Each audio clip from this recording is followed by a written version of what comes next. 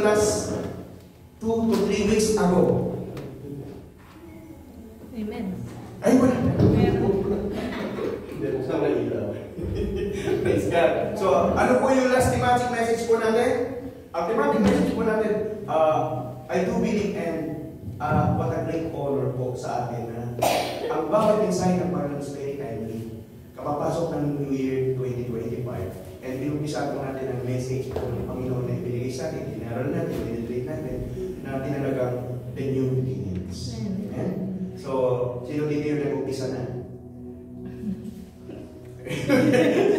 Diba? Inumigilis na. Meron na tayong inumpisahan. Hindi nyo man po lubos na maunaman, meron ang inumpisahan ng Panginoon sa inyo. Sa katunayan, may mga bagong binubuksan ng Panginoon, may mga opportunities sa bawat isa. Amen? Meron mga binubuksan ng Panginoon na opportunities sa bawat isa, may inumpisahan ng Panginoon. Amen? Industrial, saan man sulok, saan man kayo naroon, may binubuksan ng opportunity ng Panginoon. Amen? And you know it very well. Ang last thematic message natin, just a fast recap. Ang week 1 po natin, ang lesson 1 po natin, you deserve a new beginning. Amen? Pangalawa, dealing with obstacles of new beginnings. In other words, palagi sa umpisa nandun yung testing. Palagi nandun sa umpisa nandun yung struggle. Tama?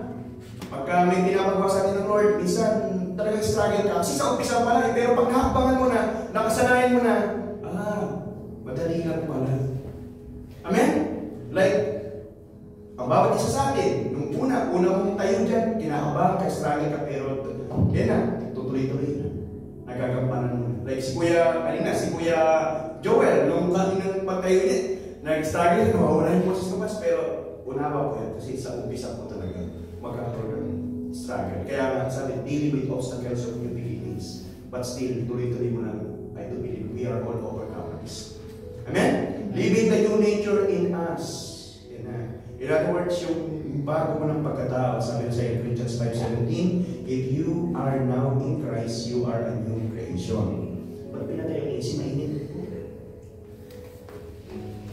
You are now in Christ. Mainit. You are now in, if anyone be in Christ, he is a new creation. The old has gone, behold, the new is come. In other words, yun po yung tinuro sa atin doon, living the new nature in us. Kaya, tabi mo in new creation yan. Amen? Miracle po ng Panginoon yan eh. Kasi kung old nature pa yan, wala po yan dito sa church. Hindi po nagka-church yung old mo. Marahil ngayon, Friday, baka nasa labas yan, nagmo-morning or baka nasa ibang mga mababote yung usapan. Alam na baka, ano ka na ngayon, mahina na yung boses mo, iba na, di ba? So, living the new nature in us, yan, nakikinig ka na ng preaching, nag-pray ka na, nag-declaration ka na, nag-praise and worship ka na, amen? So, before being so much in love, yan, dahil, ang totoo kasi kung bakit natin natutunan na magmahal, dahil naranasan natin ang kabutihan ng Panginoon. Tama? Kung baga minsan nga nagmamahal ka, bakit mo minahal yung asawa mo ngayon? Bakit mo minahal yung kapartner mo ngayon? O bakit mo minamahal yan? Eh, kasi po naranasan ko na mabuti naman po siya. Hindi pa ako nakarinig namin kasi po kasama yan, kaya minamahal ko. There's no such thing. Amen? Tama? Hindi po gano'n eh. Naranasan natin na siya yung mabuti at mahal tayo, kaya natin siya minamahal. Kaya being so much in love, bakit? Dahil ang una sa lahat, siya ang una nagmahal sa atin. Amen? So, nandito na po tayo ngayon sa panibagong thematic message. Yan na. O, pagka sa susunod, may magtatanong, ano yun na? Ito na. Ready na kayo? Yun na po. So, our new thematic theme or message ay pinamagatan pursuing eternal significance. Hallelujah, salamat po. In other words, isang ano lang po, pursuing eternal significance. Para bang, ano ba ang ginagawa mo ngayon? Kung anong ginagawa mo ngayon, kung yan ba'y mayroong eternal value o wala? Kung hanggang dito lang yan sa lupa, hindi po yan ang pinapagawa sa Lord. So, pursue yung mayroong eternal significance. In other words, yung pang-eternity yung ginagawa mo. Yung pagtulong yan. Amen? Yung sunod sa kalooban ng Diyos. That is for internal significance. Or mayroon po yung eternal value. Amen? Makikita mo yun, ma-experience mo, ma-ano mo yun ahead of time. Amen? Kasi ngayon, parang, kumari ikaw, bigyan ko lang isang po, mayroon kayong pera ngayon, mayroon kayong pagkain, mayroong nadaanan mo isang palagang bata na ulubi, or talaga nakita ko talaga na nandun siya sa sulok. Di naman namamalimos, pero nakita ko talagang ulubi. Yung what I mean is, outcast, walang homeless. That's the right word. Homeless. Nandun siya. Eh, duman ka, may pagkain ka. Kapag kinain mo yung pagkain mo, yung burger mo, yung ano man yan, wala yung eternal value. Kasi ikaw lang na kinabang. Nakita nyo? Pero kung yung pagkain mo na yun, nakakainin mo na lang with your last money, ibinigay mo sa bata, doon pala nagkakaroon ng eternal value yung ginagawa mo. Nakita nyo po? Mayroong internal significance. Ngayon, ito, ituturo ko sa atin ng Panginoon. Ano ba yung pinapagawa sa atin ng Panginoon? Kaya, ang kauna-unang lesson po natin with this first week is doing the Father's business. Doing the Father's business. What is the business of your Father? Ang tanong, ano ba yung business ng ama natin?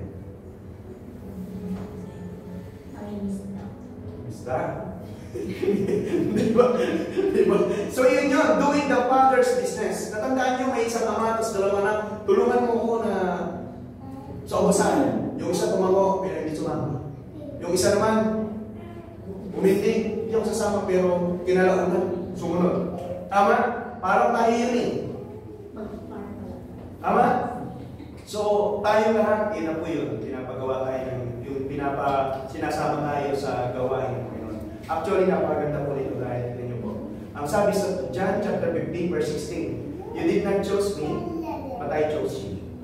And I ordain you that you should go and bear fruit, and that your fruit should remain. And that whatsoever you ask the Father in my name, He may give you. So kapag ginagawa po pala natin ang business ng ating Ama, ang sabi po ng Panginoon, ano man ang hingin nyo sa Kanya, in my name, it shall be given unto you. Amen? Amen. So, ang aaralin natin, what is the business of the Father? Ano yung business ng ating Ama? Ano kaya yung pinapagawa sa atin? So, tingnan ano yung pinapagawa sa atin. Kapag ka narinig niyo po itong simpleng word na ito, simple and yet so powerful na kayang pag-uwi ng buhay mo. Amen? Ito yung business ng Panginoon, ito yung business ng Diyos, ito yung business ng ating Ama, na kapag ka ibinigay sa atin, I pray na i-respeto ang ating mo. Pag i-respeto mo ito, pinaglaban mo ito, minahal mo ito, mararanasan mo yung masaganang pagpapala ng Panginoon na kahit hindi mo hinihingi, pinagkakaroon sa iyo. Mayroong divine protection, may divine favor. Alam niyo po, ganun din kahalaga itong salita na ito na kapag ka nawala sa iyo, yung pagiging Kristiyano mo napuputol. Sobra, no? So, hindi lang pala nakilala natin ang Ama, hindi lang pala na natanggap natin ang Panginoong Jesus, tapos na. Hindi natapos sa salvation, hindi natapos sa pagiging Christian. Di ba sabi ng John 1:12, to those who believe, they gave the rights to become children of God. Ngayon, mga anak tayo ng Diyos. Ang tanong, ano ba ang business ng mga natin? Amen. Tama? So this very word, na kapag nawala sa pagiging Christian walk natin, maniwala ka sa akin, yung Christian walk mo mapuputol din. Kaya marami, tumanggap sila sa Panginoon, nag-start sila, nagtutuloy, nagpapatuloy sila, pero nung nawala na itong word na ito, naputol na din, nawala na din. Kaya yung mga katabi nyo na noon nakasama nyo ngayon wala na, isa lang po humihingon. Hindi nawala yung faith nila sa Panginoon. Nawala lang itong word sa kanila kaya sila magpapatuloy. Alam niyo kung anong word yan? The word discipleship. Iniwala ko ito. Yan pala, John 15:16, you did not choose me, but I chose you. Pinili ka ng Panginoon. And I ordain you to go and bear fruit. That your fruit should remain, that whatever you ask the Father in my name, it shall be given unto me. So, hindi lang pala sapat na tayo pinili ng Panginoon, tapos na, naniniwala ka ba? Naniniwala ka ba doon na pinili ka ng Lord? Magsisimba ka lang, hindi lang tayo nagsisimba. Hindi lang tayo pumupunta sa simbahan. Inaalam din natin, pinupuntahan din natin kung ano ang plano ng Diyos, kung ano yung pinapagawa niya sa atin. Tama? Sabi nga, hindi tayo tinawag ng Panginoon para maging bukuers. Para maging maumupula or ano man. But Jesus calls us to work His ministry. Ipagpatuloy ang ministry niya. Amen? Ang objective natin is number 1, to emphasize our duty as citizens to our eternal country, the kingdom of heaven. Sipin mo, taga-heaven ka pala. Yung katabi mo, taga-langit yan eh. Amen? Naniwala ka doon? So number 2, to acknowledge the privilege of being chosen and appointed by the King. Hayaan nyo na ilatag muna natin. Kingdom of heaven or kingdom of God. When we say kingdom of God or kingdom of heaven, it is a place where is the King domain. That is the kingdom of God. In other words, mayroong isang pinapangasiwaang lugar, isang lugar, isang gobyerno na ang naghahari hindi presidente, kundi king. At ang hari, hindi po yan binoboto, hindi yan inilect. Hanggat buhay ang hari, siya ang maghahari. Ordained po yun, is already appointed. At dito sinasabi, kingdom of heaven, pag sinabi kasing kingdom, in other word, it comes from the Latin word gobernos. So, a place which is governed by the king. And that's the kingdom of heaven.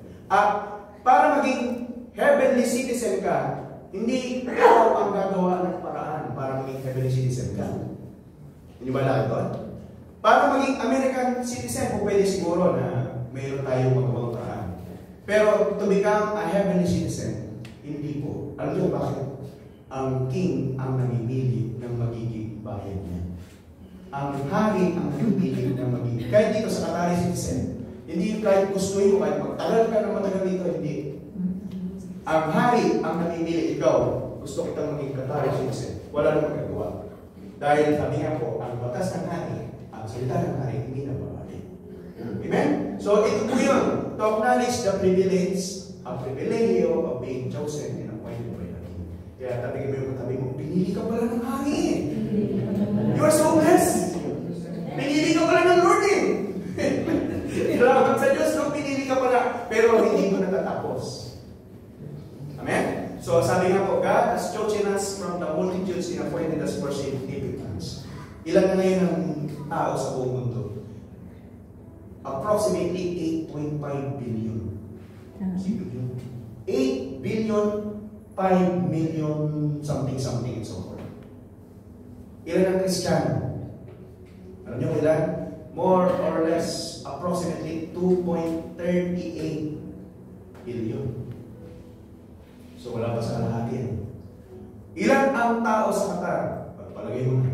Ilan ang Pilipino sa Qatar? Nasa approximately 400,000. So, all of that numbers, isipin mo ito. Ilan ang pinili ng Panginoon na maligod sa amin? Iilan lang yung tignan mo yung katabi mo, napakapalag na napili ka. Praise God, kasama ka.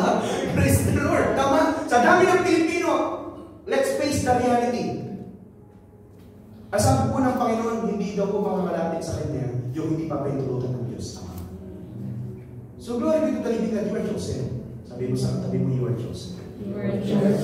We have to relate to our King into His kingdom daily in our lives. In other words, araw-araw yan, na nagkakaroon tayo ng input. Hindi lamang tayo heavenly citizen, nagkakukulitin tayo sa King at sa pinapagawa niya sa atin. Lord, ano po yung busahin niyo po sa araw nito? Lord, ano po yung pinapagawa niyo?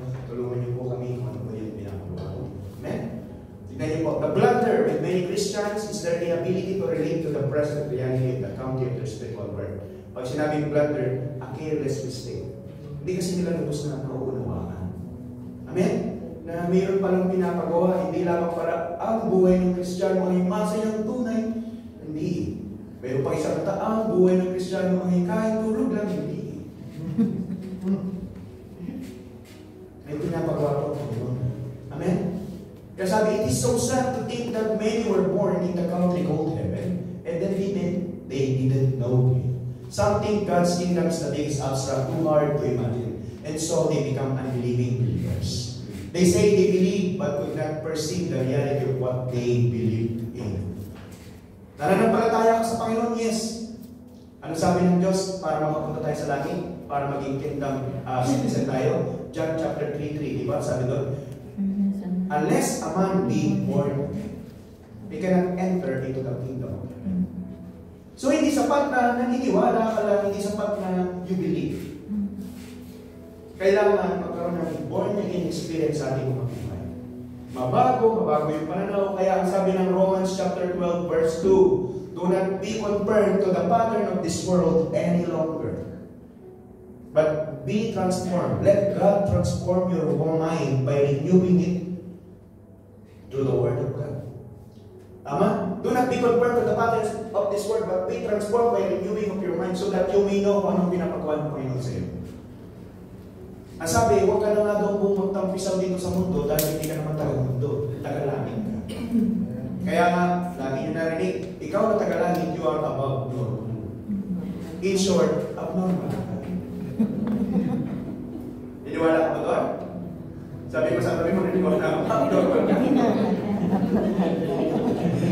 Pag sinabing above normal, yung mga earthly human, o yung mga mundong tao, ganun lang yung pangunawa nila.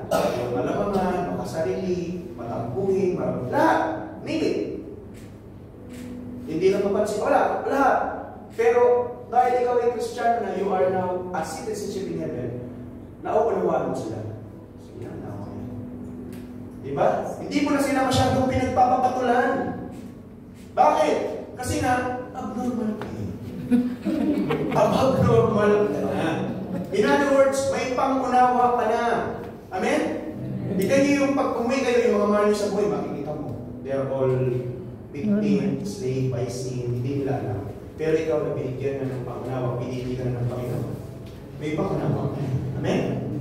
So, tignan niyo po. And so, they become unbelieving believers. So, they could not perceive the reality of what they believe in. Para lang po laman po ninyo that we are now a heavenly citizen. In Philippians chapter 2, verse 18 to 20, ang sabi po dito, for as I have often told you before and I'll tell you again, even with tears, many live as enemies of the cross of Christ. Many live as enemies of the cross of Christ. Their destiny is destruction. Their God is their stomach, and their glory is in their shame. Their mind is set on earthly things. On earthly things. But our citizenship is in heaven. Yun, tagalangit na daw tayo. Kaya huwag na daw tayong makikonforme sa mga pattern nitong mundo. And we eagerly await a Savior from there, the Lord Jesus Christ, who by the power that enables Him to bring under His control will transform our lowly bodies so that they will be like His glorious body. May katawang panlupa, at kapag tinawag na tayo ng Panginoon, papalitan itong katawang panlupa ng katawang panlangit. Kasi hindi natin madadala itong katawang panlupa sa langit. Hindi po. Kasi ito, kahit anong ipahid mo dyan, mabubulok yan. Kahit anong ilagay, kahit anong ilmin mo, you cannot stop yung aging, decaying. Kukulubot at kukulubot. Magkakaroon ka ng sign lahat. Mauubos naman. Lahat mo yan. Lalabo at lalabo. Pang for eternity na yun eh. Kaya papalitan po yung katawang panlupa ng katawang panlangit, which is, sabi na po, to be like His glorious body. Amen? So our privilege and duty, we need to determine, or we need to remind each other more often that we are heavenly citizens. Uy, huwag ka masyadong magpatuloy dyan sa mundo, huwag ka naman masyadong magpakayaman or ano pa man. Huwag na, kasi nga heavenly citizen ka na anytime. Anytime. Maaaring dumating ng Panginoon, tawagin na tayo. Paano kung nagpapakayaman ka pa, napaka-busy mo pa sa business, dumating ang Panginoon, hindi naiwan ka pa dahil masyadong kang busy sa business, hindi mo maiwan. Amen? The more frequent we remind each other, the more we can relate to our destiny. We can easily connect our present reality to our eternal destiny. Amen. So, salamat. salamat sa Lord. Heaven is a real place. Sabi po ng inaaral natin. There are people, places, rivers, mountains, mansions, streets of gold, pearly gates, foundation of precious stones. Most importantly, there is the Father, the Word. Kasi sa heaven, ang pangalan niya hindi the Son, Word, who is the Son, Jesus Christ, and the Holy Spirit. Kaya kapag ka tinanong po kayo, nasa Biblia ba ang Holy Trinity? Yes. Nasa statement natin yun. At makakatuan po yun sa 1 John chapter 5 verse 7. Ang sinasabi po sa 1 John chapter 5 verse 7, sabi po niyan, for there are three that bear record in heaven. The Father, the Word, and the Holy Spirit, the Holy Ghost. And these three are one. Pero nung dito sa lupa, yan, there are three that bear record in heaven. Pero kapag sinabing that bear record sa lupa, the Father, the Son, and the Holy Spirit. For the Word became flesh and dwelt among us. Amen? Kaya kapag ka nandun na siya, hindi na siya Son, Word. Babalik siya ulit sa salita ng Diyos. Kaya sa Revelation, parang kumabataw yun na nagsakay sa kabayo, ang kanyang pangalan ay nakalagay sa kanyang dita, the Word of God. Amen? So, salamat po sa Panginoon. And that is our Lord and our Savior. So again, balik tayo sa pinakabasa natin. May I remind you, heavenly citizens, how Judas stood. Naniniwala ba kayo na may pinapagawa ang Panginoon sa atin? Hindi lamang tayo pinili, may pinapagawa po ang Panginoon sa atin. Amen? Kaya nga, sa paglilingkod mo, sa pagsusumikap mo, ang ini-expect mo na sasabihin sa iyo ng Panginoon kapag kumarap ka sa Kanya is, yan po, sabi po dito, a privilege without a corresponding duty has little meaning or no value at all. Being a Christian without continuing to discipleship is useless. Naniwala kayo doon? Sabi nga po kung ang salvation ay iniisip mo ay salvation lang without discipleship, that is a cheap grace. Parang ang biyahe ng langit, dumaan, lahat nakasakay dahil nag-disciple. Ikaw, gusto mong maligtas, pasabit! Sabit ka lang. Kaya nga, cheap Christian It's useless. So, hindi, ang lahat ng Kristiyano, naniniwala ko na binigyan tayo ng grace. Amen? May pinapagawa pa kayo sa atin. Hindi men, nung pa tayo, nandun pa tayo sa religion po natin noon na Catholic. Di ba, kapag natatapos mag-misang pari, palagi tayo sinasabihan, umayo kayo at magpakarami. Kaya lang, dahil nakurap pa yung isip natin, earthly things pa tayo, normal pa yung isip natin, hindi pa tayo above normal. Iba yung tanggap natin sa magpakarami. Iba-iba yung pinagagawa natin. Ama? Pre, tawagin mo na, pre. Isip nyo na yan, pre. Pawin ako. Iba Ama po, so being a Christian without continuing the discipleship is useless. For God's plan, this is the plan of the Lord. For God's plan is to raise disciples whom the multitudes will follow. Amen? So, tingnan niyo po sabi ng Panginoon sa Matthew 28:18-20. Then Jesus came to them and said, all authority in heaven and on earth has been given to me. Therefore, anong sabi po? Go and make disciples. Hindi niya sinabing, therefore go disciples. Okay. Ang sabi, therefore go and make disciples. Sino na yung mag-make ng disciple? Ayun! So mayroon kang duty, mayroon pinapagawa niya sa iyo. Hindi, Lord, ikaw na po, Lord. Ikaw na inuutosan ni Lord ka na, Lord. Ano ba yan? Ikaw ang pinapahakbang ng Panginoon. Amen?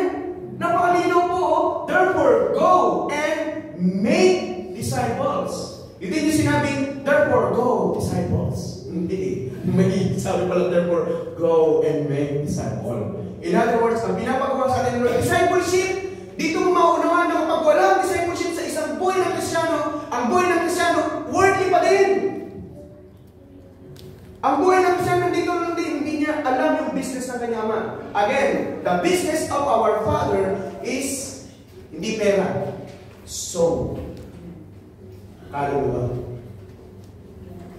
To win souls for Christ and make them His disciples. Amen? Ang mailapit natin ang mga buhay ng ating mga mahal sa buhay, ang mailapit natin ang buhay ng ating kapwa, ang mailapit natin ang mga kaluluwa na wala pa sa Panginoon sa paanan ng Panginoon at nang sila din ay maligtas. O For God so loved the world. World represents the big amount ng mga kung ang bibilangin natin. And that world represents you and me at yung mga nasa paligid pang tao. Amen? Yung mahal mo sa buhay, may lapit sa Panginoon, lahat mo yan. Mga disciple po natin sila. Of all nations, baptizing them in the name of the Father, and of the Son, and of the Holy Spirit, and teaching them to obey everything I have commanded you. And surely, I am with you always, to the very end of the age. Amen? So, sino dito yung gustong kasama niya ang Panginoon at sasama siya ng Panginoon until the very end of the age? Sino yung gustong kasama ng Panginoon? Amen. So, anong gagawin mo? Go and make disciples. Yun po yun. Amen? So, kapag again, ulitin ko, kapag nawala na yung discipleship sa buhay mo, maniwala ka sa akin, yung Christian walk mo mapuputol. Hanggang sa hindi ka na makita. Hanggang sa busy ka naman sa mga earthly things. Kaya yung ibang kasama natin, nag-umpisa sila ng discipleship, hanggang sa nawala na sila ng discipleship, naputol na wala na. Tama? Kaya, kapag ka ang tao, niyakap ang discipleship, magpapatuloy po yan. Kasi yung discipleship na inutos sa'yo ng Panginoon, nagiging lifestyle mo, nananatili ka sa Panginoon. Pero kapag ang discipleship na wala na sa buhay mo, yan, tuloy-putol. Mapuputol po. Mapuputol ang connection mo sa Panginoon. You are now unbelieving believer. Kasi for us to set na maging believing believers, sinusunod natin yung utos niya. So ngayon, believer ka nga, Christian ka, but unbelieving kasi hindi ka sumusunod. Unbelieving believers na tawag sa'yo. Diba? Salamat sa Lord. Ayun, naaaralin po natin yung about discipleship. Tignan niyo po. We have got so much benefits and privilege, but when it comes to duties, sometimes people think twice. Pagka may duty na, pagka sabi ka, kung mananag-preach ka more about blessings, provision, maraming pupuntahin. Ama, pero kapag about duties na, about pinapagawa ng Panginoon na ituturo mo, ala na, parang nagdadro. Diba? Yan po yung katotohanan eh. And even members of families have their respective duties. How much more becoming member of God's household and citizens of His kingdom. Amen? So, tingnan niyo po. Kaya ito yung na-expect natin na sabihin ng Panginoon. Kapag umarap na tayo sa Panginoon, ang sasabihin niya sa atin na na-expect natin, well done, my good and faithful servant. Amen? Well done, my good and faithful servant. In other words, nakita niya yung pagsusabi ka ba't ginawa mo na makasunod sa Kanya. Ito pala yung kaibahan eh, kasi hindi natin alam. Yung mga dugong bukaw pala o yung mayayaman, hindi sila pinag-aaral ng maigi ng mga magulang nila para magkaroon ng trabaho. Amen? Kapag pala mga mayayaman, kapag tagalani o mayayaman o mga hari, they own everything. Kapag pala anak ka niya, hindi kanya, pinapamanahan ka niya ng trabaho o pinapamanahan ka niya ng business. Tama? Ganun din sa akin. Hindi ka lang pinili ng Panginoon, pinagkatiwalaan ka pa ng ministry. Amen? Nakuha niyo po? Kaya one day, sa paglilingkod mo sa Panginoon, mayroong isang verse sa Bible na sinabi, napakapalad ng isang lingkod na abutan siya ng Panginoon na ginagawa niya, pinapagawa ng Panginoon. E paano kung hindi natin kung abutan tayo ng Panginoon, hindi natin ginagawa yung pinapagawa niya? Paano? Sabi nga, in a twinkling of an eye. Napakasarap po nang nag-worship tayo, dumating yung Panginoon, napakasarap nung nasa sentro po tayo. Sino na yung mga nasa sentro? Amen! Ama, it's all part of discipleship. Napakasarap po na nag-devotion ka, dumating si Jesus, dumating ang Lord. So, ginagawa mo yung pinapagawa niyo sa'yo. Paano kung dumating si Lord na hindi mo iba yung ginagawa mo? Natingin mo, hey Lord, sorry, hindi ko po sinasabi. Ala na, uli-uli na tayo sakto. Tama po? Kaya nga, discipleship, kapag ginagawa mo yan, wala kang dapat katakutan. Maraming scholars po pinagtatalunan sa eschatology or studying of events. Ang eschatology po, ganito po. Ang rapture daw, i-rapture daw ng Panginoon yung mga lingkod niya, yung mga naniniwala sa Kanya, nananampalataya sa Kanya, before tribulation. And that's what we call pre-tribulation. Meron naman, i-rapture ng Diyos, i-rapture ng Panginoon yung mga lingkod niya, yung mga Christians, yung mga disciples niya, in the midst of tribulation. In other words, maranasan nila yung paumpisa ng tribulation. Papasok ng tribulation, papasok sila. But in the midst, ililigtas sila ng Panginoon. And that's what we call mid-tribulation. Yung isa naman, yung post-tribulation. Pag sinabi post-tribulation, ang lahat ng disipulo ng Panginoon, likod niya, mga hinirang niya, dadaan sa tribulation. Persecutions, paghihirap, yun na yung sinasabi na may mark of the beast. Na kapag hindi ka nagpatatap ng mark of the beast, hindi ka makakapagtrabaho, hindi ka bibili, hindi ka makapagbili. Na-test na yun. Actually, nangyari na yun. Dahil that is part of it. Na hindi na malaya ng tao. Lahat lockdown. Kapag hindi ka tumanggap nun, maaaring mawalan ka ng trabaho, maaaring hindi ka makabili, hindi ka papasukin sa mall, maaaring ganito. But sabi ko nga, salamat po sa Panginoon na mayroon tayong divine protection. Na kahit anumang turok, anumang tinurok sa atin. Kasi nga may pinapagawa pa siya. Alam mo kung bakit buhay ka pa? Yung ibang tinurukan na kailan na ligas, alam mo kung bakit buhay ka pa? Alam niyo kung bakit? Kasi nga may pinapagawa pa siya si Lord. Hindi ka pa niya kukunin, hindi mo pa ginagawa duties mo eh. Hinayang kayo, hindi ka pa nagtatrabaho, kukunin na yan. Sabi ko, sayang mo yung pinasawag ko dito, hindi pa nagtatrabaho, pinukinuha ko na. Kaya sabi ko sa tabi mo, may pinapagawa si Lord. So, babalik tayo doon. Napakalaking debate po yun sa Christian scholars kung kailan darating ang Panginoon. And even the Bible itself, ang sabi naman ng Panginoon, walang nakakaalam ng exact time ng pagbalik niya. Tama? Pero in the book of Revelation, nandun yun. Mostly, daranasin natin ang tribulation. Kaya sabi ng Lord, ang manatiling tapat hanggang diba? Ngayon, kapag in-apply mo yung discipleship sa buhay mo, nothing to worries. Di mo na isipin kung hindi mo na papansinin kung pre-trip, mid-trip, post-trip. Kasi kung ginagawa mo yung discipleship at isinasabuhay mo na, anong araw man dumating ang Panginoon, you will be saved. Sapagkat matatnan ka ng Panginoon na ginagawa mo, yung pinapagawa niya sa iyo, which is to go and make disciples, discipleship. Amen? Kaya sabi din niyo, hindi yung complete version. Well done, my good and faithful servant. You have been faithful with a few things. I will put you in charge of many things. Enter into the joy of your Lord. In other words, enter into the joy, into the happiness of your Master. Amen? Dahil tapat ka, may good ko, nakita ko lahat, ang pagsusuligan mo, may persecution man, dumaan ka man sa test, nagpatuloy ka, well done, come, enter into the joy of your Master. Kaya lang sa atin, ganito eh. Sabi niya, well done. Well, what have we done? Well done. Well, ano yung ginawa natin? Kaya iyan, naniniwala ako para sa mga Christian yan na alam lang nila na they will be saved kung maging Christian sila, mag-church sila, ganun lang. Pero ang tanong, well, anong ginawa niyo? Jesus does not look into a churchgoers. He is looking into a true disciples. Amen? Yung tunay na disipulo ng Panginoon ang hinahanap niya, hindi churchgoers. Kasi yung churchgoers marami. Madali lang yun. Tama? Kaya sabi, what are we supposed to do to merit such commendation well done if we are not doing something? Paano mo marinig yung commendation na yun well done kung wala naman ginagawa? Diba? Does that make sense? So dito natin naaralin po itong discipleship po. Tingnan niyo po yung sequence. Being a Christian without continuing the discipleship is useless, for God's plan is to raise disciples whom the multitudes will follow. So ganito pala, kapag ka nagdi-disciple ka, you are disciple ng Panginoon. Pero kapag ka hindi ka nagdi-disciple, you are not disciple of the Lord.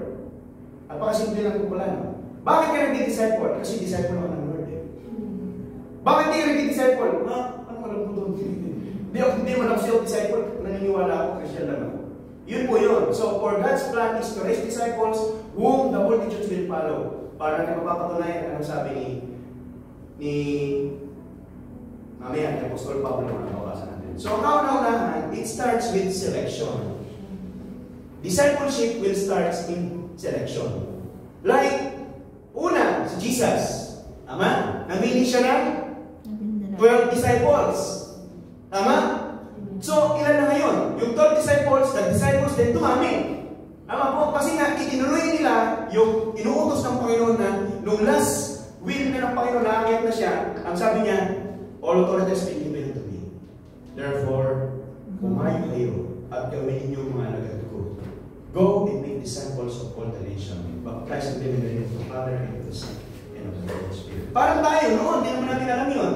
Pero mayroon mga tao na nagpagalit sa Panginoon, in-invite tayo, sinama tayo sa group, ngayon, dinidisciple tayo, ngayon, mananampalataya ng Panginoon. Amen? So, ganun din, ipinasa sa atin, pasa-pasa lamang po yan. Kauna-unahan sa leksyon, pinili ka ng Panginoon. Isipin mo, salamat po sa Panginoon. Tingnan nyo, in the book of Mark, chapter 3:13, Jesus went up on the mountainside and called to him those he wanted. And they came to him. He appointed 12 that they might be with him and that he might send them out to preach. So, sino tayo tinawag ng Lord? Sino?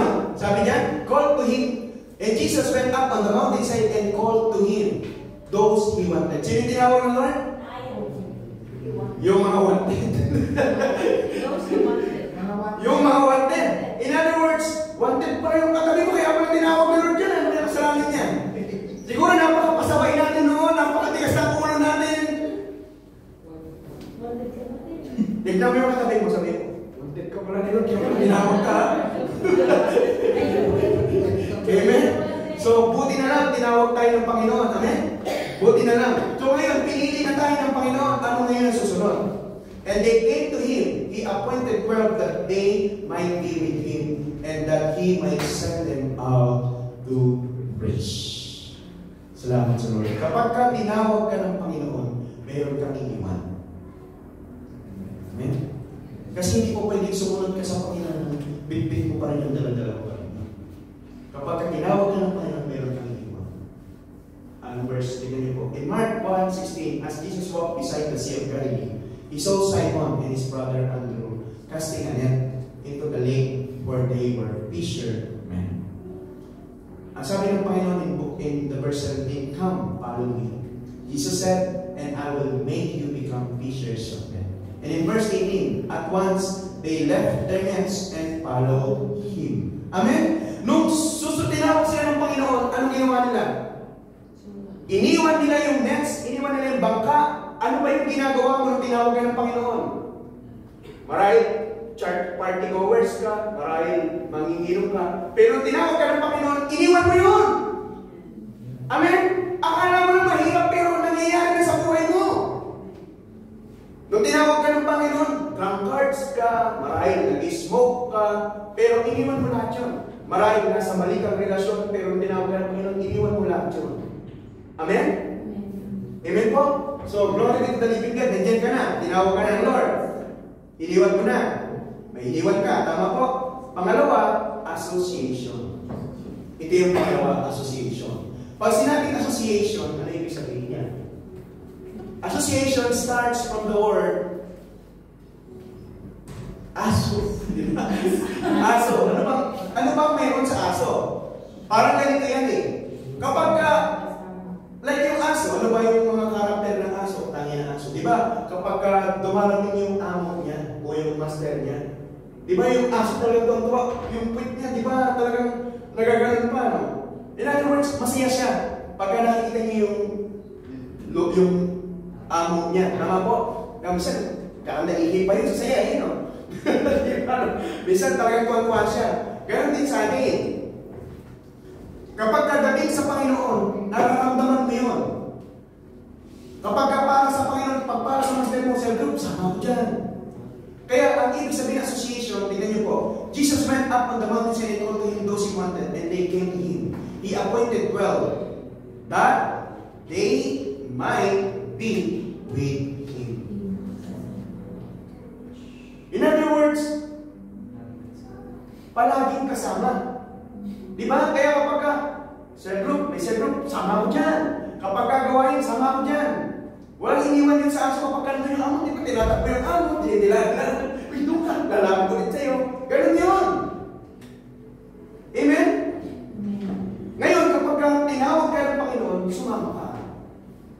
Kasi maraming tinatawag, maraming pinili, hindi mo sumasama. Tara, sama ka. Senso. May ginagawa ako. Ano ba yan? Kapag hindi ka nagtuloy-tuloy sa discipleship, huwag kang mag-expect ng transformation. Ang nangangalangkot, you will always be a victim. Paulit-ulit ka lang, nandun ka na, nakita ko na doon, nagsiserve na to ah. Dahil hindi nagtuloy sa discipleship, nandun na naman. Nagiinom. Naninigalig na naman. Kasi na hindi siya nagtuloy-tuloy. Sabi mo sa katabi mo, tinawag ka na ng Lord, sumama ka na. Tama? Kasi kapag sumama ka na, doon nag-start yung discipleship, yung process ng Panginoon. Kaya tignan mo, yung mga sumama sa Panginoon, alaki na ng pinagbago. Malaki ng proseso na nangyari sa kanilang buhay. Amen? Meron ka nang iiwan, meron kami isang kasama natin sa Malaysia group na kapag may basketball player, championship, pinapaalala ko siya, sabi niya, hindi, may cell group kami ngayon, hindi wali yung basketball, nagpunta sa cell group. Glory to the living God, proseso ang buhay, and malaki ang pinagbabago na. Kaya ang tao, kapag niyakap mo yung proseso ng discipleship, malaki pang babago. May transformation. Amen? Biyaya po yun yung discipleship.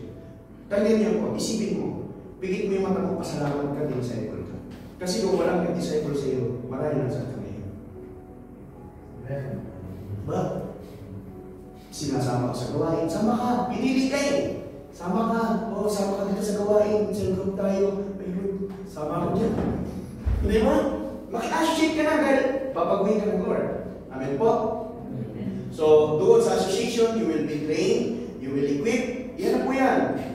Kaya nga, isipin nyo, tignan nyo lang po ito. Sino dito yung nagdi-disciple na yung mga sa leader? Di ba? Kapag wala sa cell group, wala palagi, di ba lagi kami yung message? Tama? Kasi nga, gusto kanilang kasama. Yun ang prinsipyo ng Panginoon na hindi ang Lord, ang pinipili niya, hindi magaling. Sapagkat hindi na kailangan ng manggagamot ang mga taong walang sakit. Ang nangailangan ng manggagamot yung mga taong may sakit. Amen? So kung bakit ka palagi hinahanap, kung bakit ka palagi sinasama, hindi ka na, sentro tayo. Si Lord John, sinasama niya dahil alam ng Diyos na may pangangailangan ka. God knows your hearts. God knows your wounds. God knows your burden. Kala kita ng Lord John na meron kang pasakit, nagbitbit, kaya palagi kang mini-message tayo dyan sinasama. Tama? Ngayon pag sinama ka, sumama ka. Amen? So nandun na tayo. Una, pinili ka. Pangalawa, sinama ka. Association. Tama? Kaya pagka may sinabi sa group, sama ka doon. Alam mo yung mga tao hindi sumasama doon? Alam, nakikita mo palagi they will always be a victim na po. Walang transformation, wala. Nandun pa rin yung isip nila, nagiging worldly naman. Tama? Bumabalik na naman sa mga makamundo. Sabi nga dito sa mundo na to, puro makamundo yan It's either naglalamay ka dyan or ano, pero niligtas ka na ng Diyos. Pinili ka na Come, paano mo sumama ka na sa Panginoon? Amen? Sabi nga, I am the light of the world. He who follows me does not walk in the darkness, but will have light of his life. John 8, verse 12. Amen? So, salamat sa Lord. Ang pangatlo din niyo po, consecration. Una, selection. Pangalawa, association. Pangatlo, consecration. Pag sinabing consecration, ano yung sabihin ng consecration? We need to consecrate ourselves. Tama? Pag sinabing consecration, nakakapakinig tayo ng Word of God, and that is a test for us if we will submit and if we will obey into the Word of God. Pag sinabi ng Word of God, bitawan mo yan. Pag sinabi ng Lord, talikuran mo yan. Talikuran mo yung mga pagkakasala. Struggle ka doon. Kasi nga, kapag ka sinasabing consecration, consecrate yourselves, magkakaroon ka ng struggle. Kasi hindi mo naman yun talaga ginagawa Kaya mahihirapan ka ng struggle ka, pero kapag ka napagtakumpayan mo yun, glory be to the living God, you will receive breakthrough. Ang sabi ng Joshua chapter 3 verse 5, tingnan po, consecrate yourselves for tomorrow. Tomorrow, hindi ngayon. For tomorrow, the Lord will do amazing things among you. So kung gusto mong mangyari, kung gusto mong gumawa ng Diyos, kung gusto mong gumawa ang Diyos ng himala sa buhay mo, consecrate yourselves. Consecrate yourselves. Amen? Hindi po pwedeng sinirek ka ng Lord. Come, follow me. Sumama ka nga, nandun na sa association. Pero hindi mo kinukonsider sarili mo, wala kang maranasan doon na iba. Wala. Tama po, puro pasakit pa rin. Hindi mo pwedeng sumasama ka sa Lord sa gawain ng Lord na hindi ka rin yung kapatid. Hindi mo pwedeng manginginom ka pa din. Hindi mo ipipitawan ka. Sabi ko po sa inyo, hindi mo pwedeng pinili ka na ng Lord. Nasa aslan na ipag-associate ka na sa mga gawain. Umatin ka sa cell group, pero nasa maling relasyon ka pa din. Hindi man ako prophet. Pero walang mangyayari transformation. Wala kang maranasan na amazing things. Kaya, nandiyan na eh. Pinili ka na ng Panginoon. Tinawag ka na niya na makasama ka niya sa gawain. Bakit? Pangatlo, you need to consecrate yourselves. Kaya dito, tignan niyo po. Sino yung mga single? Sino yung mga single dito sa akin? Praise God. Single, sige. Praise God. Ito po, advice po ng Panginoon sa akin sa paghahanap ng mga partner in life. Ano? Huwag kayong humanap ng guwapo. Huwag kayong humanap ng maganda. Ang hanapin nyo, yung consecrated. Diba? Kung nakikita mo sa buhay, talagang nakikita mo na yung pagbabago sa buhay niya, papatuloy-tuloy, yun ang masarap na hangin. Bagaman, sabi nga, sorry for the word, bagaman di maganda yung itsura, pero masarap sa puso. Aanin mo yung guwapo nga, pogi nga, maganda nga, pero napakasakit naman sa puso. Puro mahirap lang itong pogi nga. Pero kapag consecrate, isa pa, kapag pogi lang o guwapo lang, maganda lang kasi hindi consecrate, wala akong future doon. Maniwala ka sa akin. Pero sa mga nakapag-asawa ng sorry, hindi mo na po pwedeng binawad yun. Hindi mo pwedeng surrender. Ganito lang gawin mo. Message mo ngayon, uy, mag-consecrate ka na. Diba? So sabi, consecrate yourselves for tomorrow, the Lord will do amazing things among you. Ang hinahanap ng tao ngayon, matangkad, guwapo, mayaman, pero di man consecrate, maniwala ka sa akin. Ilang buwan, ilang taon lang pala. Pagkatapos makuha niya yung gusto niya, iwanan niya. Sakit sa ulo, ano? Sakit sa puso.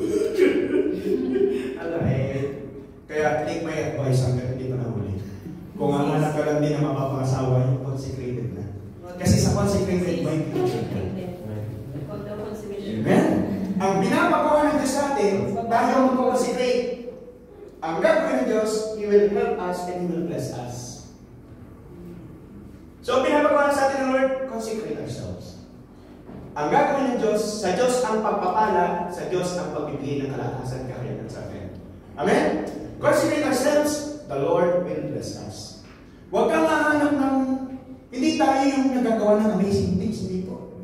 Huwag kang hahanap ng kapartner mo na ito, gumagawa na ng amazing things to, hindi yun! Wala kang future doon, malibalang sa atin. Wala, hindi po yun. Ang hanapin mo, yung consecrated. Okay, alam niyo po? Amen? Ganon din sa pagdidisciple, consecrate yourselves, for the Lord will do amazing things. For tomorrow, the Lord will do amazing things. Kung gusto mong maranasan, pag sinabing amazing things, ano bang ibig sabihin ng mga amazing things? Yung bang, sa example na lang, pag sinabing amazing things na wala kang pera, wala kang trabaho, ano pa man, gusto mong bumili ng sakyan, yung pera nyo sapat lang sa hindi nga sapat, baka wala pa sa kotse lang. Dahil consecrated ka.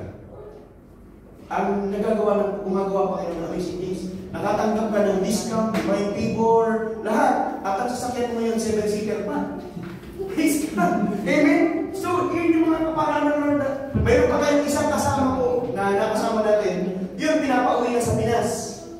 Pero dahil na pinili ng Panginoon, in-invite, in-disciple, kapag ka ikaw ini-invite ka, ibig sabihin doon na pinili ka ng Panginoon. Kaya kapangaman, sumama ka na. Kasi opportunity na yun para maranasan mo yung mga amazing things na gagawin ng Diyos sa buhay mo. So, mayroon tayo isang kasama, pinapauwi na sa Pinas. Nakupa niya, kinasuhan na. Ngayon, ang prayer niya na lang, ang heart's desire niya na lang is matanggal yung blood, o yung matanggal yung case. Kahit hindi niya na makamayag ka siya. Sinel ko, nag-discipleship. nag-divide. Yan na, nag-consecrate. Alam niyo nangyari? Hindi niya lang na pananalo yung face niya. Binigay pa yung gratuity. Salamat sa Lord. So, the Lord moves in so mysterious ways. The Lord moves in amazing ways sa ating buhay. Marami tayong kanya-kanya testimony yan na pumasok sa discipleship. Sa discipleship ng Panginoon, nagpapadisciple ka at the same time, nagdi-disciple ka. Nagpapadisciple ka at the same time, ginagawa mo yung kalooban niya. Sabi ng Lord, di ba? Ask anything in my name and it shall be given unto you. Amen? So, ang una, selection, pinili ka ng Panginoon. Tama? Sino naniniwala dito na pinili ka ng Panginoon? Amen? So, pangalawa, sinasama ka ng Panginoon. At salamat sa Panginoon, patuloy ka lang sumama sa inyo. Kadalasan ng mga Kristiyano, pinili na. Sumama na. Kaya lang, wala yung consecration, kaya hindi rin. Di ba? Hindi rin nila maranasan yung mga pagpapala, yung breakthroughs na hinahanap nila, inaasam nila. Yung transformation in life. Tama po? Kasi sabi ko po sa inyo, ang Diyos hindi umahanap ng churchgoer. Ang hinahanap niya yung mga true disciples. Amen? Hindi natin manuloko ang Panginoon na nag-church tayo, na nandun na tayo sa gawain, pero may ginagawa pa rin tayo amazing things. Hindi po. Hindi. Ang pinapagawa sa atin ng word consecrate. Tama? So kapag ganun po, maranasan mo yung divine favor, yung divine provision ng Panginoon, lahat po yan maranasan. Amen? Amen po. So pangapat, impartation. Pag sinabing impartation, ito na po. A good leader shall be known by how much of his or her life have been imparted to the people she ministers to. He, she imparts not only knowledge, but more importantly, his, her own life. He involved them. Una, na pinili ka. Pangalawa, nasushape ka, sinama ka. Pangatlo, kinonsecrate mo yung sarili mo, kinonsecrate ka. Para walang iwan yung sarili mo. Kung maninigarilyo ka, kung adik ka, o kung manginginom ka, isama mo sa cell group yan. O pinabot ng 3 oras o 4 na oras yung cell group. Yusin na yan, hindi siya makayusin kasi nasa gawain ng Panginoon eh. Eh paano kung gamer yan? Hindi game, nanginginig na yung kamay niya, inadusel ko, hindi makapag-game. Na-consecrate, tama po? Paano kung iyan is, kung ano yung pinapanood o yung ginagawa, pero sa pagdating sa gawain, hindi niya magawa. So na-consecrate siya. Lalaki na naman pinagbabago, nagtatransform yung buhay niya. Kaya kung gusto mong mabago yung mga mahal mo sa buhay, i-disciple mo. Amen? Amen po, sabi nga ni Apostol Pablo, for I am not ashamed to share the gospel of Christ, for this is the power of God for salvation to those who believe. In other words, kung gusto mong mabago yan, share mo ng word of God sa discipleship.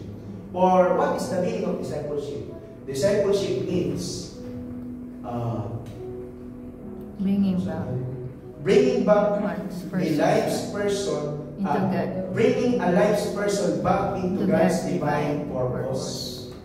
Ibinabalik tayo ng Panginoon doon sa purpose niya, into His original design. Parang nung ganito, nilikha ka ng Panginoon, innocent, pure, malinis. Pero dahil sa kamunduhan na nilalakaran natin dito, na-corrupt, nadumihan yung isip, nadumihan yung puso, nagkaroon ng hardened heart, nagkaroon ng tumigas ang ulo, lahat yan. So kapag di-disciple mo na, pinapakpak ulit ng Panginoon yun, and now unti-unti kanya nire-restore. Kaya ang mga tunay na disipulo, bumabalik yun sa original design ng Lord, nagiging mga gentleman at nagiging mga maintindihan. Hindi na nagsusunod ng mabutas-butas, hindi na nagsusunod ng kita ng teenage. Kasi nga, pinabalik ka siya ng Lord ng pagiging, di ba? Yung mga gentleman naman yan, yung mga gentleman naman, nakikita mo po yun, hindi na yan, hindi na tama po? Hindi na yung mga nag-bisyo, hindi na yung mga nagsasato pag nag-church, wala nang tato-tato na, hindi na nagtagaan. Di ba? Eh, may mga gentleman na nga eh. Dati yung mga nagpatato, kasi nasabi ko sa inyo, ang dalit makamundo eh. Lahat na ng tato gusto ipalagay. Pero nung naging mana ng palagay ng Panginoon, di-decide pa na binabalik sila sa original design. Hindi na ipapatato yan. Maging sa pagkain, hindi maingat na yan. Hindi na kumakain ng chichirya yan. Hindi na kumakain ng junk foods. Tama? Ano na lang? Sopas. Pansin.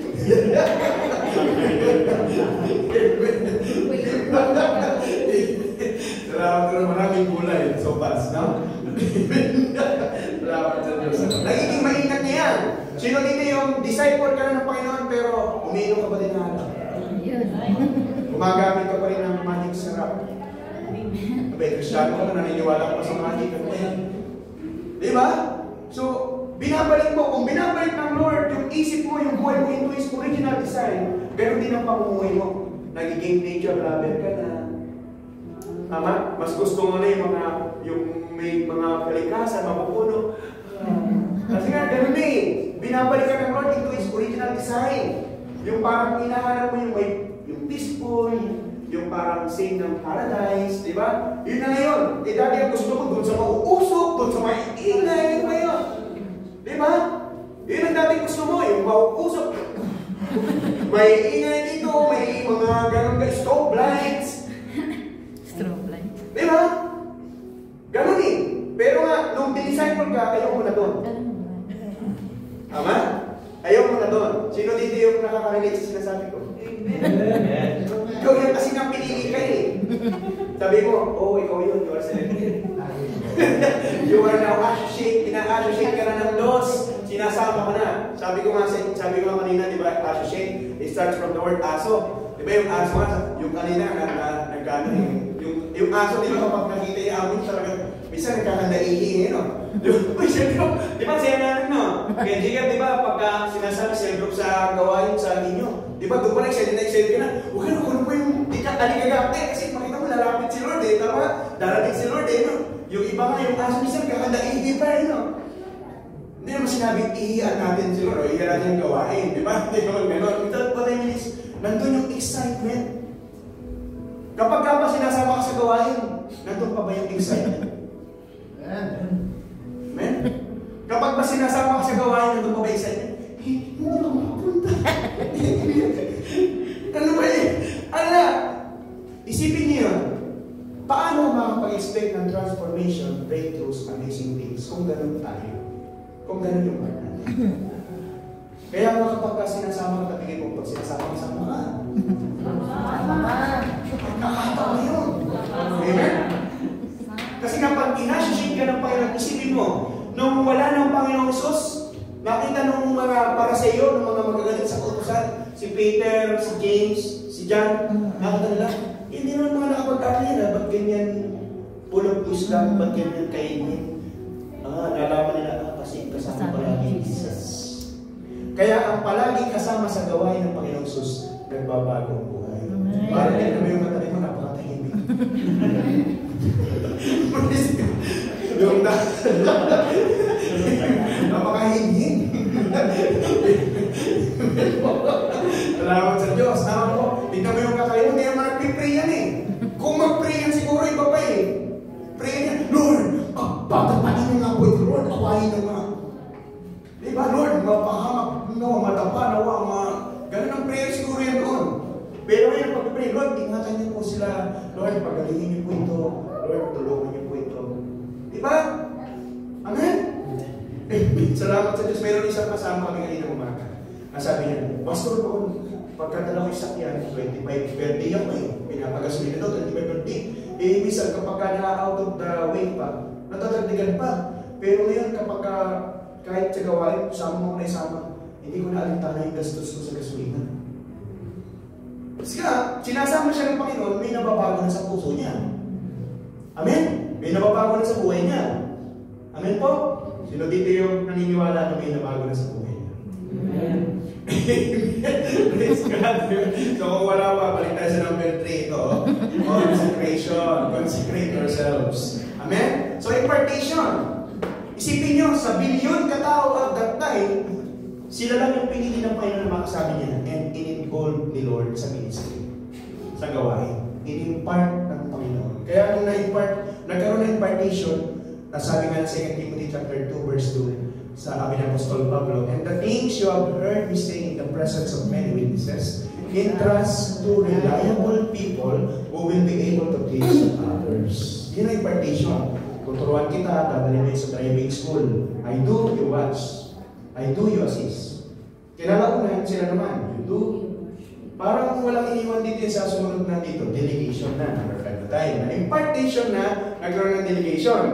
Ngayon, dati si Jesus lang, basahin niyo po yung verse. Mark 3:13, Jesus went up on the mountainside and called to him those he wanted. Selection.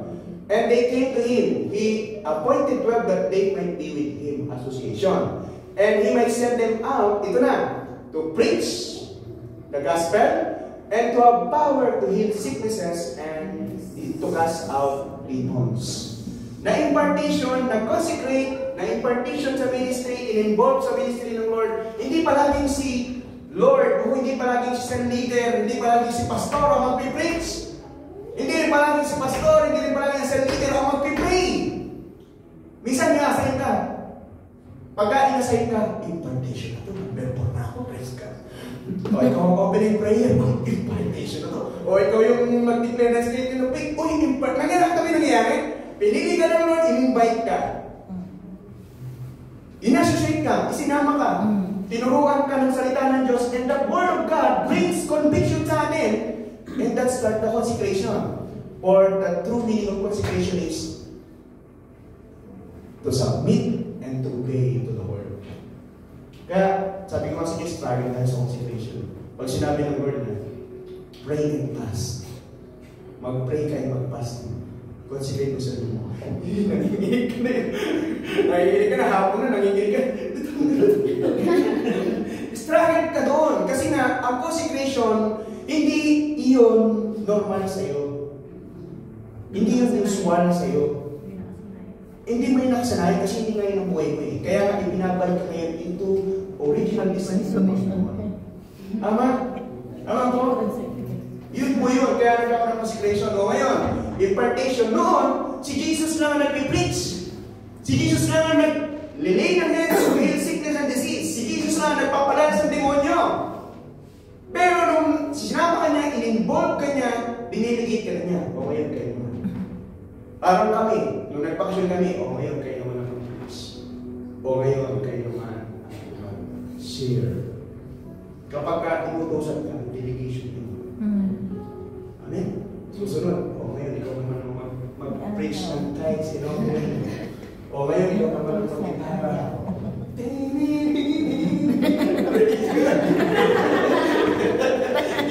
O ngayon ikaw naman. Noon, sinasama ka lang. Nunod ka, ini-involve ka yung akala mo lang sinasama ka lang. Pero, napansin niyo yung ginawa sa atin ng Lord? Napansin niyo yung ginawa sa atin mga sa leader namin? Noon, sinasama-sama ka lang, ini-invite ka lang. Walang pa sa atin, ikaw yung gumagawa ng ministry. That's what we call discipleship. Amen? Kaya sabi ko sa inyo, kapag ginagalan niyo, minahalan niyo, nirespeto niyo yung word ng discipleship, ano man dumating ng Panginoon Jesus, ano man araw dumating ng Panginoon Jesus, makakaas ka, wala kang katakutan. Sapagkat ginagawa mo yung ginagawa sa inyo. Sinilig ka. Ikaw ba nung pinilig? Diniligid ka agad? Hindi.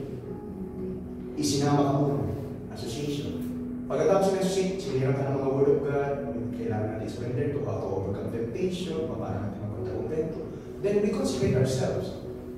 Hindi ka na nagmumura, hindi ka na nagsasalita ng masalita, hanggat maaari, inuunawa mo na, nandun yung gentleness. Consecrate na yung sarili mo. Then, nung nag-start naman nag-consecrate yung sarili mo, in-involve ka na. Hindi mo po pwedeng, kawauna-una mo palang kasi sila ko parang papatigayin ka na, yung gagawin mo. Diba? Mali, naka-invite ka, gawang declaration, ano yun? Hindi na alam yun! Ay, ikaw mo mag-print sa susunod. Hindi na babalik po yun. Di ba? Kaya nasa process. Aralin niyo mamaya, nasa ang process ka na. Baka sabihin mo, Pastor, nasa selection pa. Hindi! Hindi po. Matagal ka ng binili ng Lord. Tama? Kasi sa association. Hindi.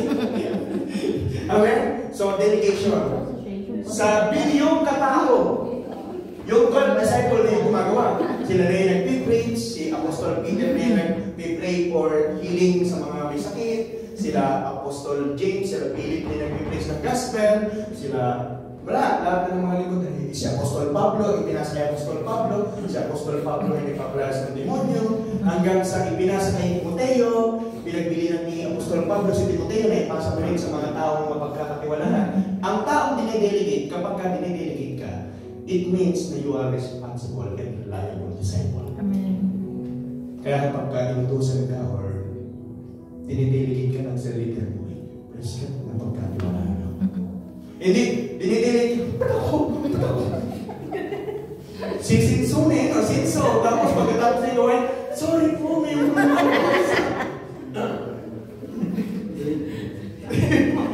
akala niya, dinaanan ko po yun eh.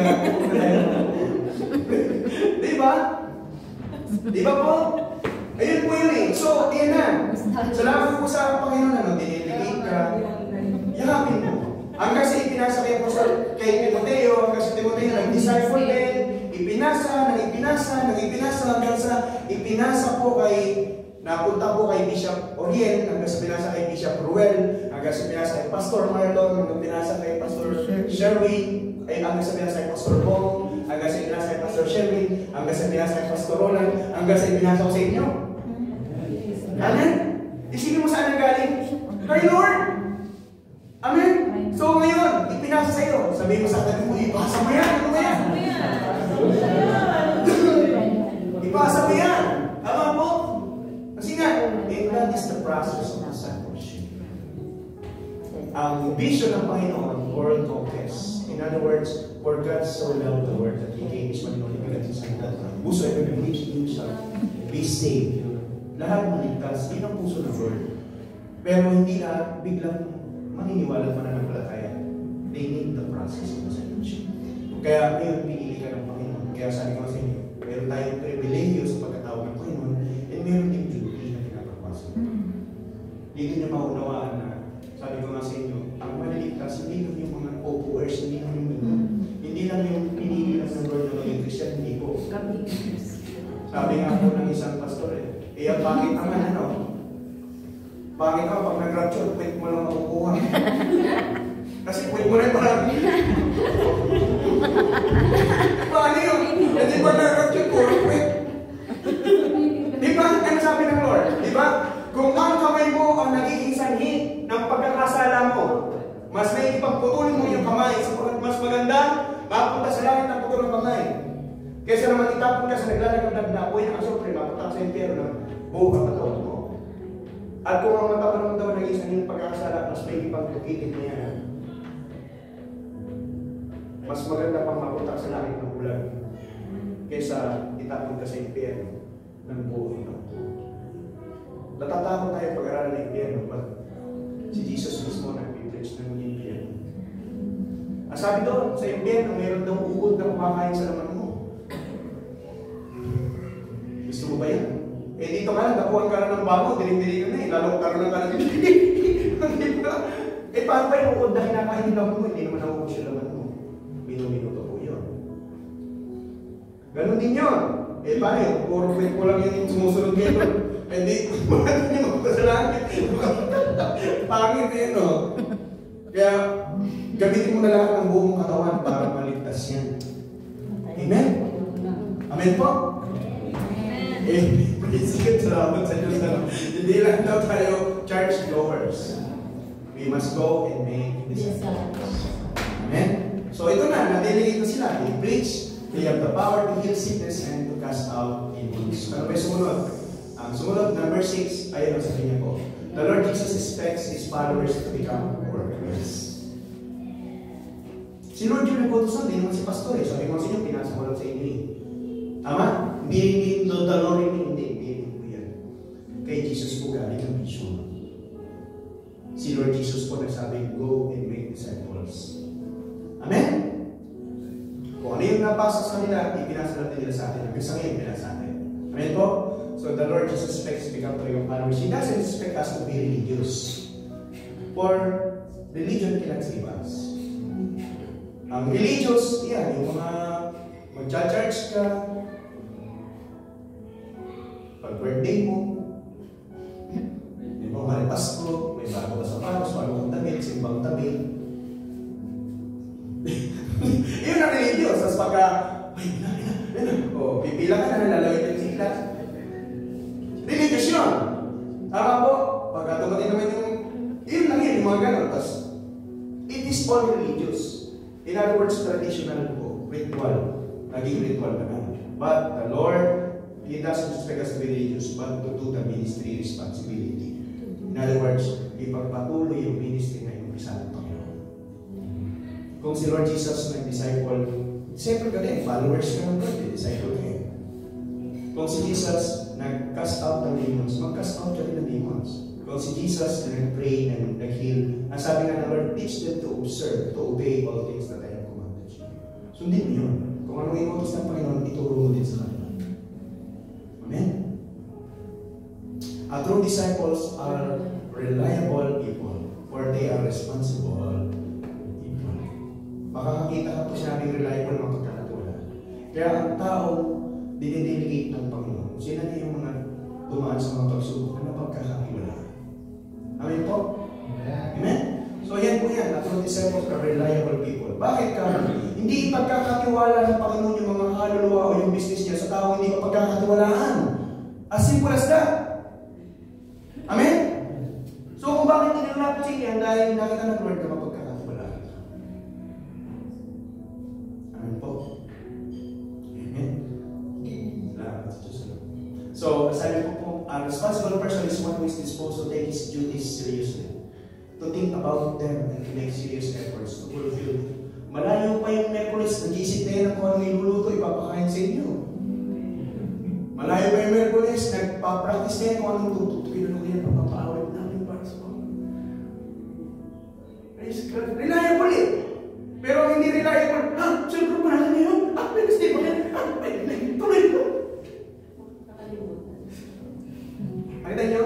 Ang kaibahan ng reliable sa hindi reliable. Ang reliable may initiative. Malayo pa na Peter pa yun. Amen? They are serious. Mayroong seriousness na sinasabi.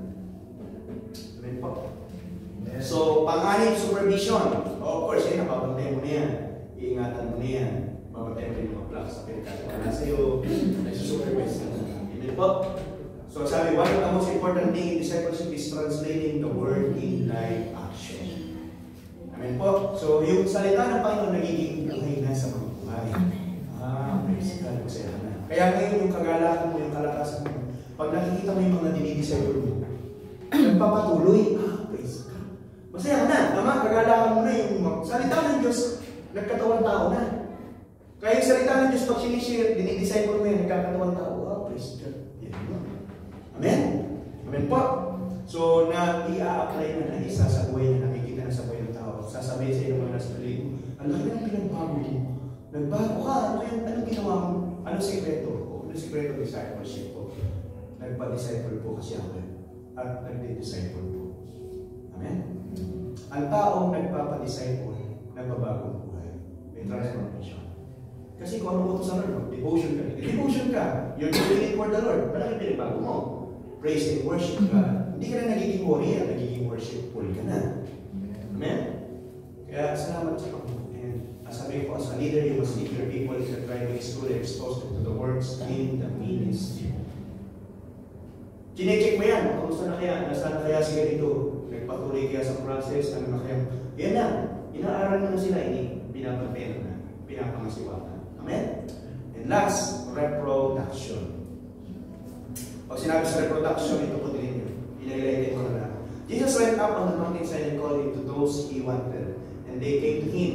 He appointed 12 that they might be with him. And that he might send them out. Nag-upisa sa isa. Nag-disciple na namin dalawa ngayon. Nasa 2.38 billion na. And I don't believe marami pang naghihintay ng mga disciple ng Lord na i-disciple mo. Pinagkatiwala ko sa'yo. Hinihintay ka. Naniniwala ka sa'yo. Kaya kapag ka-uwi mo, pag-pray mo yun. Pag-pray mo. Lord, ilapit niyo po sa akin yung mga disciple niyo. Ngayon pagkain mo na ilapit sa'yo, sa'yo ko, ikaw, uy, sama ka sa akin. So nandun na yung selection. Pangalawa, i-associate mo. Palagi mo isasama. Pre, sama ka. Bro, sama ka. Halika, magsiselfon tayo, ina-associate mo na yan. Kung ano yung ginawa ng Lord, tapos i-share mo ng Word of God yan. Dahil yung Word of God na narinig nila, yun yung mag-convict sa kanila at maglilid sa kanila sa katotohanan. Sabi nga, they will know the truth and the truth will set them free. So nag-start yung consecration, ay bawal pala magsimali, ay bawal pala magnakaw, nakakaya, ay bawal pala ganito, ay bawal pala yung ganitong relasyon, ay bawal pala yung ganyan. Naka-consecrate na. So kapag ka nang consecrate na, nakita mo ng consecrate, ini-impartation na yan, dinidelegate na. O, ikaw na yung mag-opening prayer. O, ikaw na yung mag-share. Ikaw yung devotional sharer. Diba? Hanggang sa dinidelegate, hanggang sa binabantay mo na, nagpapatuloy na, hanggang sa production. Ikaw din ang gumagawa. Sumunod, ikaw na ngayon nag-disciple. Inuulit mo na, pinipili mo, kinakonsecrate mo sila, tuloy-tuloy. Amen? Kaya sabi ko nga po sa inyo, kapag ka ang discipleship iyakot nyo, ano ang panahon magpapatuloy ka sa Panginoon. Pero kapag ka wala ang discipleship sa buhay ng isang Kristiyan, napuputol ang paglilingkod nila sa Diyos. Nawan niyo po. Napuputol eh. Kaya sabi, makauwi ka man sa Pilipinas, huwag kang humanap ng church. Be the church. Humanap ka doon. Ito. Pag-pray ko to. Ito, isinilgroup ko to. Isinilgroup mo na. Yan na, hanggang sa lumaki. Tayo po dito, nag-start po tayo sa 6 na couple. 3 couples. Yung 2 mag-asawa, si Pastor Sherwin, Pastor Ana. Yung 2 din pong, yung isa pong couples, sila yung head servant ng Daloy ni Davao. At yung sumunod pang nalitirang couple, sila po yung pastor and pastora sa Salata sa Tuwari. Glory to the living God. Dahil dinisciple po sila, at habang dinisciple sila, nag-disciple sila, nag-consecrate sila, nakita po ng Diyos. Pinagkatiwalaan po sila. Sabi nga ng Lord, ang mapagkatulan sa maliit, mapagkatulan sa malaki. Hanggang sa nagpatuloy ngayon, this coming March 28, we will celebrate 7th year anniversary of the Lord Reigns Church. And guess what? In this 7th year, mayroon na din po tayong 7th church. Amen. Tanungin niyo, Pastor, masaya po ba kayo? Masaya ako. Ano yung bakit? Kasi nga kasama ko kayo. Kayo ang aming kalakasan. Kaya nga sinusupervise. Kapag nagpapatuloy kayo, magpapatuloy kami. Amen? Ganon din po ang kagalakan ng Panginoon. Sabi nga, the joy of the Lord is my strength. Amen? Sabi nga niya, Abraham, di ba? Nung nakipag-praise siya sa Panginoon, Lord, gugunawin mo po ba yung bayan namin kapag kasi si Lot nandun eh, mahal niya sa buhay.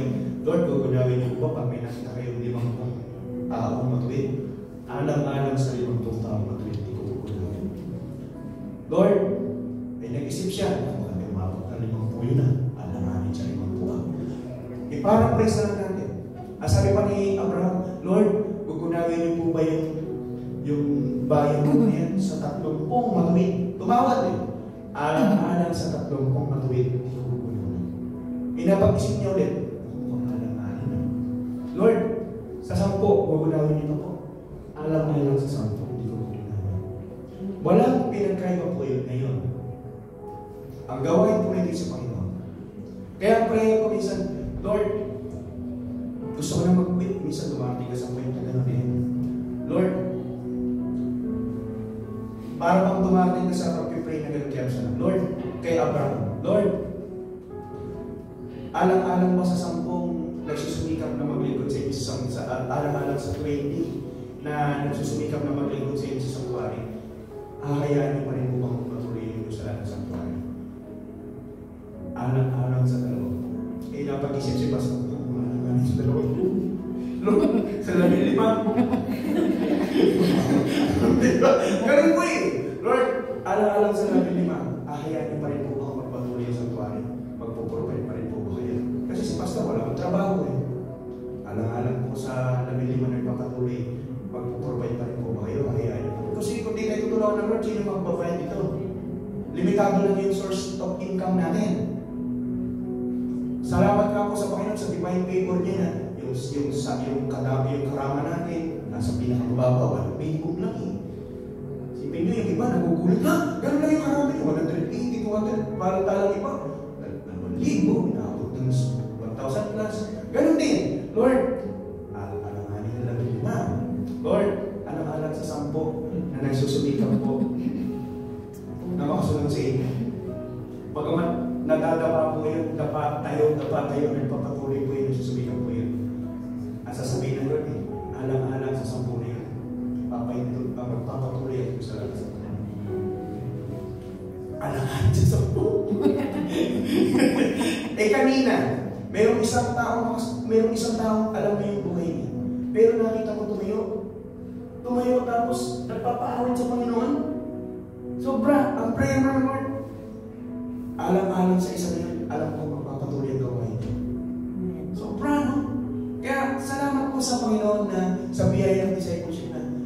alang sa isa na yan, binibigyan tayo ng kalakasan ng pagpatuloy sa Diyos. Sabi ko nga po sa inyo, ang bawat isang kalakasan natin. Amen? Kaya tatingin mo yung katabi mo, magpatuloy ka. Tuloy ka lang. Amen? And huwag mo kakalimutan sa pagpapatuloy mo, you need to consecrate yourselves. Amen? You need to consecrate yourselves. Yan man na lamang na nagpapatuloy ka at sumasama ka. I-consecrate mo na yung sarili mo nang maranasan mo yung amazing things, yung mga breakthroughs, answered prayers. Amen? Amen po? Nang sa ganun maging gamit tayo sa Panginoon at tumali sa atin yung mga salita niya, that we may preach the gospel, that we receive or experience the power to heal the sick and to cast out demons. Kasi kung hindi ka consecrated, tapos magpapalayas ka ng demonyo, paano yun? Ang sabi siya ng demonyo, boy, palayas lang tayo. Wala, di ba? Nakita niyo po? Parang malaki yung sa Amos 19, yung mga son of Sheba, ginagawa niya sa Pablo, nagpapalayas ng demonyo. Ang sabi nung inaalihan ng demonyo, ang sabi niya, si Jesus! Ang sabi kasi nung mga gumagaya, sa pangalan ni Jesus, na pinapangaral ni Apostol Pablo, lumayas kayo! Sa pangalan ni Jesus, lumayas ng masamang espiritu. Ang sabi ng masamang espiritu, sumagutin. Ang sabi ng masamang espiritu, si Jesus, kilala ko. Si Pablo, kilala ko. Ikaw, sino ka? Ayun po eh. Kaya huwag yung papangasan yun kung hindi consecrated yung buhay niyo. Baka magulat ka. Nakapilit ka pa man din mag-pray. Lord, sinampar ka ng muli. Paano yun? Diba?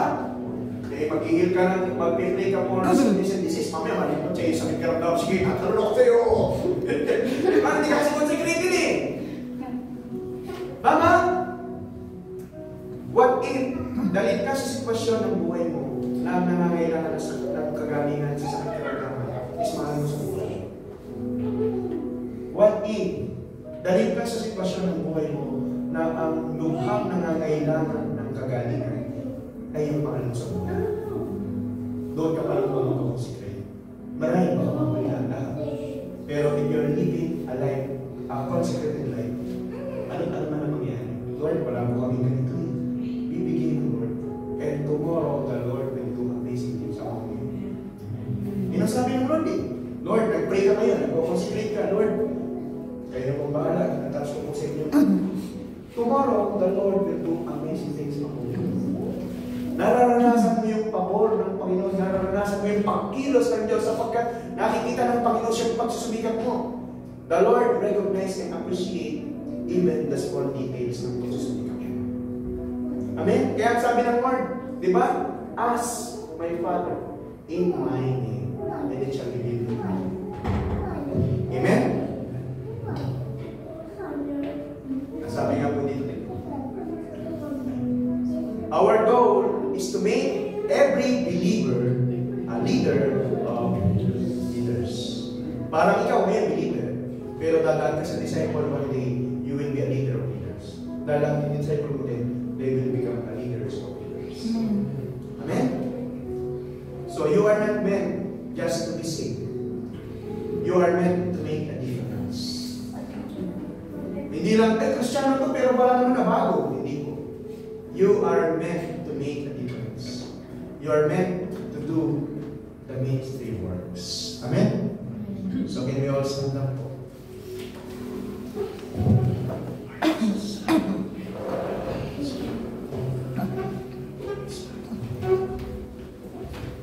Thank you, Lord Jesus.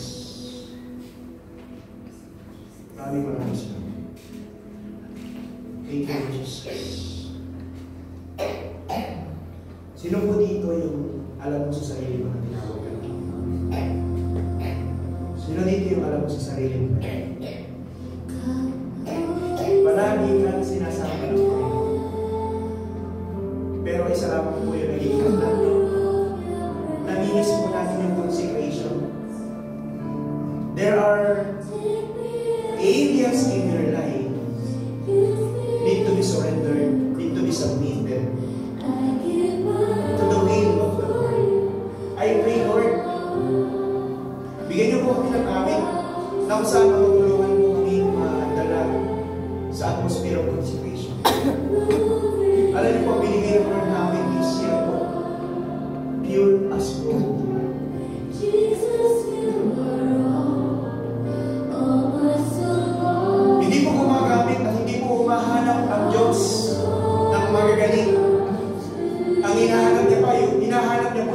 consecrated life. Hindi po hinahanap ng Diyos ang magaling, ang marunong. Ang hinahanap niya po, yung mapagkakatiwalaan, yung malinis ang puso, yung willing na mag-submit at sumunod sa kanyang kalooban.